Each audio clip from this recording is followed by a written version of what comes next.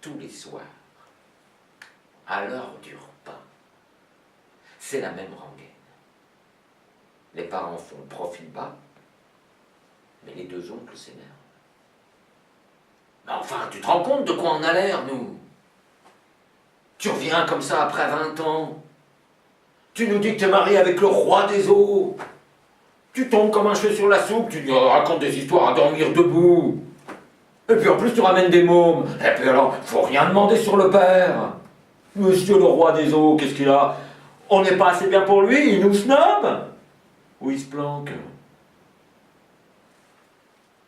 Et tous les soirs, il gueule, calme ses frères. Mais le soir du 6e jour,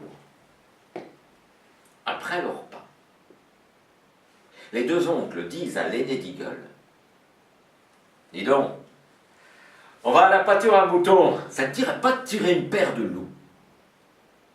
Une fois arrivé là-bas, ils lui apprennent à faire un grand feu et à la chaleur des flammes.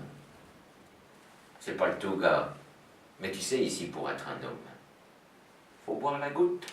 Et tu peux pas refuser, parce que c'en est de la bonne, c'est de la maison. Il en boit une. Eh, gars, on reste jamais sur une jambe. Il en boit 2. Ah, jamais 203. Il en boit 3. Seulement pendant qu'il en boit une, les oncles s'en enfilent bien 6-7. Ça les échauffe. Bon, gars, ah bah ça y est, t'as bu la goutte, t'es un homme maintenant. Bon, alors, t'as plus peur de papa, maman. C'est quoi cette histoire avec ton père? Il reste muet. Alors, un des deux oncles l'attrape par le col, le secoue. Bon, enfin, tu vas parler, oui, après tout, on est tes oncles, on a le droit de savoir. Mais il reste muet. Alors, le deuxième oncle attrape un gros morceau de bois par terre, chla. Et lui,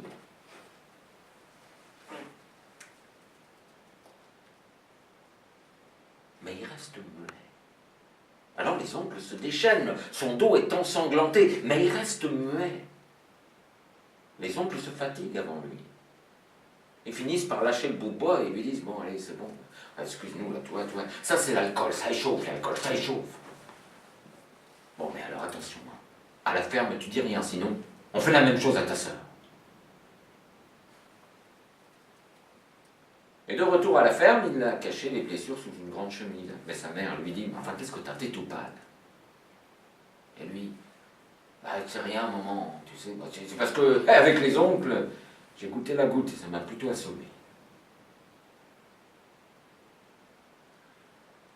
Le lendemain, après leur repas, la nuit déjà bien avancée, les deux oncles pénètrent dans la chambre de la fille.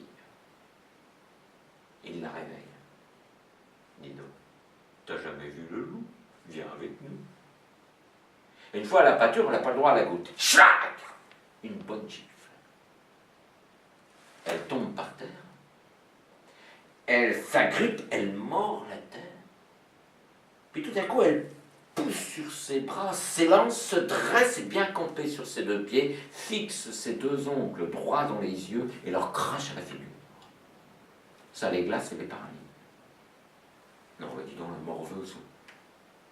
Bon, allez, c'est bon, allez, retourne. Mais attention, hein, si tu parles, on ne donne pas cher de la peau de ton frère.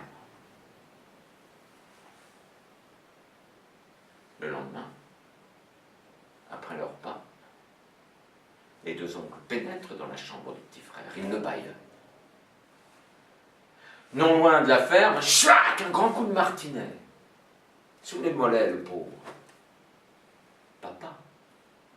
Papa, papa. Ah, mais il y en a tellement de papas sur terre. Comment tu veux qu'ils se reconnaissent? Chlac. Il est tout petit, il a encore la peau toute tendre. Zaltis.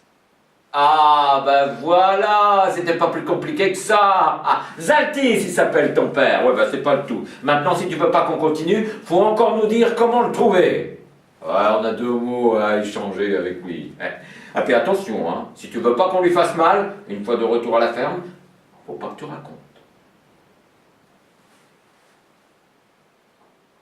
La nuit passe, C'est le matin du 9e jour, l'heure du départ, l'heure de la rosée. Eagle est inquiète, son petit tient à peine debout. Elle lui dit, mais enfin, qu'est-ce que t'as à tes jambes? Et lui, il dit, maman, mais c'est pas... Tu sais, cette nuit, je savais qu'on s'en allait, j'ai voulu voir les étoiles, et je suis sorti, et puis je suis tombé dans la fosse. Alors regarde, toutes ces ronces, ça m'a égratigné toutes les jambes. Mais juste à ce moment-là, Eagle aperçoit ses 2 frères au fond de la cour. Ils nettoient leur faux avec l'eau d'un seau. Elle s'approche, elle leur dit, vous rentrez déjà de faucher? Bah oui, qui répondent. Tu sais, l'herbe est plus ferme avec la rosée. C'est plus facile à couper, mais ça y est, le travail est fait. Maintenant, on est tous libres. Elle jette un œil dans le seau. L'eau est rouge. Elle appelle ses enfants, ils courent sur le chemin, ils arrivent sur la berge.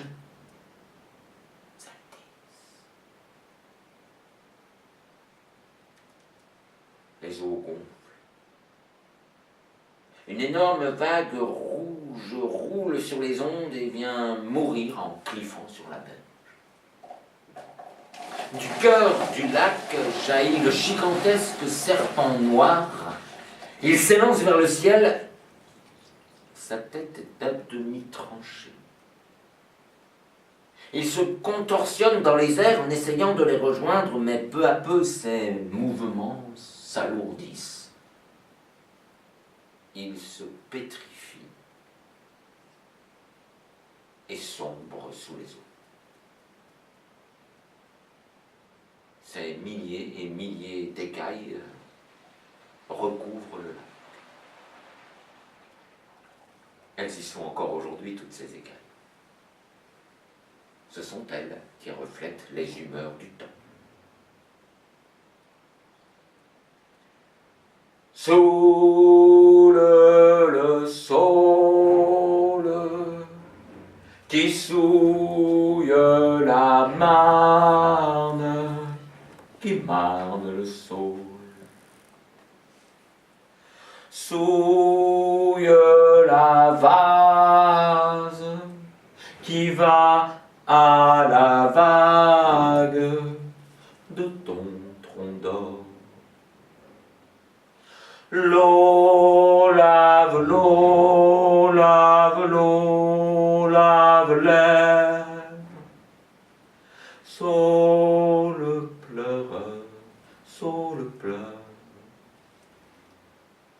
Voûte l'épaule, pieuvre de Gaule, pieuvre de bois. Bois le calice, calice propice aux ombres d'or. L'eau lave l'eau, lave l'eau, lave l'air.